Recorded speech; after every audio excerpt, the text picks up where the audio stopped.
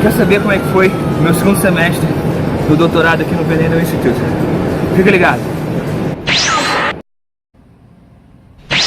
E aí, comunidade científica, tudo certo? Antes de falar sobre o segundo semestre, eu queria recapitular como é que foi o primeiro. Primeiro semestre, uma correria desgraçada, mas eu sobrevivi e tive um intervalinho de 2 semanas aí, Natal e Réveillon, encontrei Musão, resgatei ela pra cá, a gente se mudou pra uma casa maneira, pra um AP maneiro e voltei para as aulas.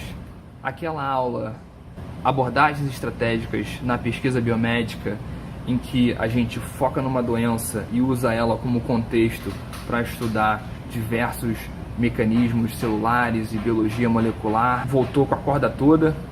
As doenças que a gente estudou nesse segundo semestre foram leucemia, osteoporose, câncer do trato gastrointestinal e câncer de ovário. A gente também aprende as técnicas usadas em cada uma dessas linhas de pesquisa e como é que você pode usar essas técnicas para responder perguntas específicas, porque mesmo que tudo seja câncer, cada câncer é muito diferente, cada câncer tem uma patologia muito diferente, uma patogênese muito diferente, ou seja, a doença causada é diferente e a origem da doença é diferente. E assim, é uma disciplina muito maneira, eu adorei, no final eu tinha que escrever o projeto para tudo, só que eu já estava exausto. Essas 2 semanas não foram suficientes para descansar.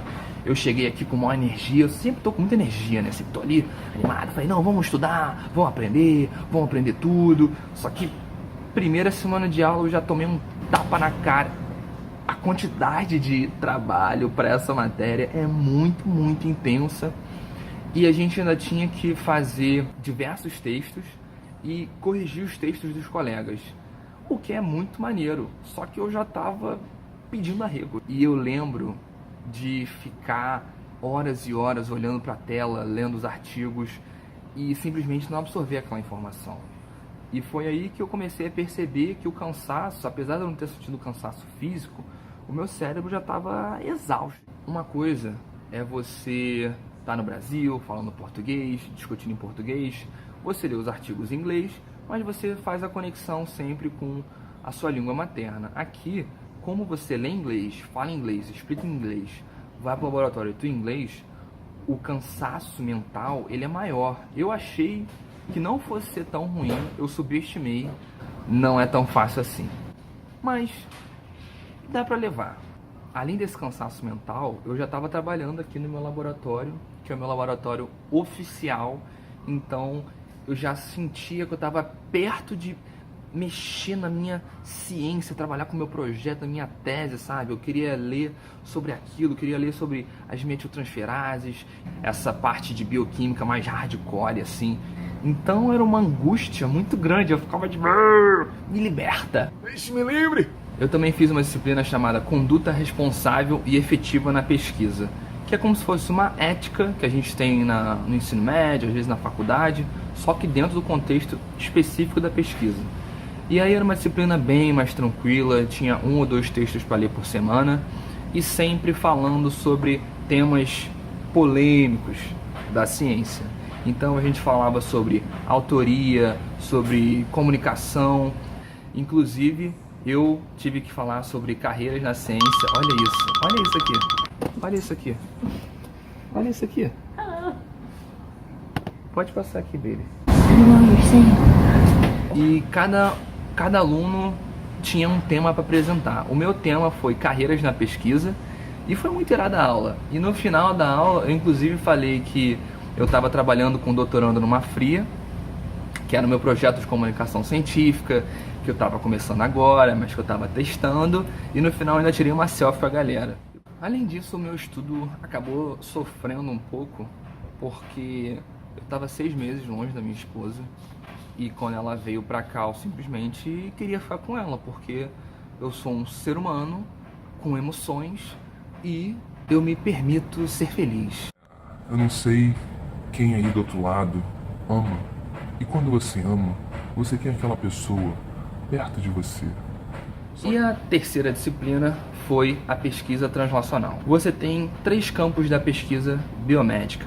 Você tem a pesquisa básica, que estuda os fenômenos biológicos, você tem a pesquisa clínica, que propõe novos tratamentos, e você tem a pesquisa translacional, que conecta essas duas áreas. Então ela pega aquele conhecimento básico gerado, olha para um problema clínico, um problema de saúde, por exemplo, e tenta fazer a conexão, e tenta gerar o conhecimento para fazer essa conexão entre essas duas informações. Eu vou dar o exemplo do meu projeto e como é que funcionou esse link. O meu problema clínico era artrite reumatoide. O que é a artrite reumatoide? É uma doença autoimune em que o seu próprio sistema imunológico ataca o seu corpo. Nesse caso, ele ataca as articulações.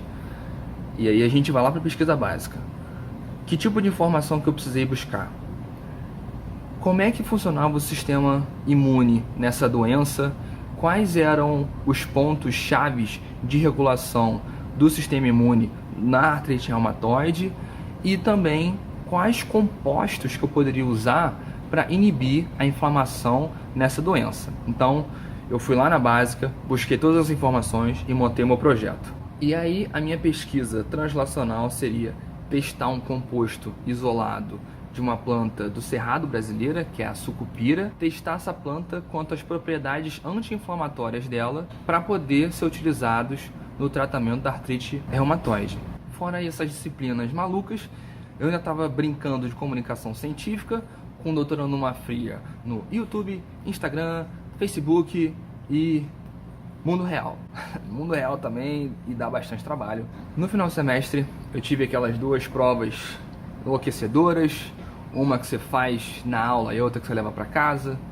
E como eu estava exausto, abatido, sofrido, maltratado, eu não consegui ter um desempenho tão bom quanto no primeiro semestre. No primeiro semestre eu fiquei acima da média da turma, nesse eu fiquei lá na parte de baixo. Eu honestamente estava exausto, eu dei o meu melhor, eu tentei, eu não desisti, eu fiquei até o final estudando, firme, mas simplesmente meu cérebro não aguentava mais. Foi difícil, mas tô zerado com essa disciplina de abordagens estratégicas. A disciplina de conduta efetiva e responsabilidade na pesquisa, eu também fui muito bem, estava sempre participando de todas as aulas, eu adorava discutir, eu adoro debater esses temas. O trabalho que eu apresentei também, eu botei toda a minha energia, óbvio que eu falei doutor Numa Fria, eu fiquei animadaço. A disciplina de pesquisa translacional não foi muito bem. Apesar de eu ter conseguido 90% em todos os trabalhos, até então, o trabalho final, que tinha um dos maiores pesos, eu deixei para fazer depois da prova, porque o professor só passou a tarefa mais perto da prova, e eu falei, depois eu faço isso. Foi uma péssima ideia, porque nessa hora o meu cérebro já tinha virado geleca. E também no deadline do projeto, ou seja, no dia que eu tinha que entregar essa carta de intenções para pesquisa clínica, eu tinha que apresentar um artigo para o meu laboratório. Então eu fiquei pesando, ou eu mando bem no laboratório e mando mal no projeto, ou eu mando mal no laboratório e mando bem no projeto. Só que no final eu falei, vou arriscar minha sorte. Eu achei que fosse dar para passar, mas não rolou. Só que como esse professor é muito gente boa e como eu tinha mandado muito bem em todas as outras etapas, ele falou, Eric, você refaz de novo esse último trabalho que eu vou reconsiderar a sua nota. Acho que vai ficar maneiro dessa vez e eu vou ficar 100% zerado, 100% aprovado, devendo nada para ninguém. Mesmo com esses altos e baixos, eu tenho certeza absoluta de que eu dei o meu melhor aqui. Se eu não conseguir tirar melhores notas, não foi por falta de esforço, talvez tenha sido por falta de energia, mas não foi por falta de motivação. Eu estava sempre focado, determinado em aprender tudo que fosse possível, e eu estou muito satisfeito e estou muito orgulhoso com o que eu consegui construir ao longo desse ano aqui. Eu acho que eu consegui transmitir para todo mundo uma imagem de quem eu sou. Sou um cara sempre espontâneo, sempre a fim de participar, sempre disposto a ajudar, mas que tem uma base teórica um pouquinho capenga, mas que eu chego lá um dia. Eu demoro, mas eu chego lá. Então, galera, sempre deem o melhor de vocês, mesmo que vocês estejam cansados, tentem, porque é muito boa a sensação de você olhar para trás e falar, eu tentei, eu dei o meu melhor, eu posso não ter conseguido dessa vez, mas na próxima vez eu vou voltar e vou voltar melhor. Galera, quem ficou prestando atenção até agora, valeu, um abraço, espero que vocês tenham curtido. Agora eu vou poder finalmente focar na minha pesquisa, focar no meu laboratório. Eu tô muito animado e em breve teremos mais Crônicas e Agudas, em breve teremos mais Eric et al. Eric é foda, né? Tô querendo fazer um monte de coisa, só que eu não sei o que eu vou fazer, nem quando eu vou fazer.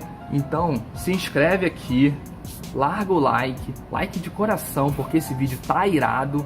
E se não achou irado, comenta aqui, fala: ó, Eric, você é um babaca. Pode vir, eu quero hater também, pode chamar os haters tudo, que tá tranquilo. Valeu, galera, um abraço.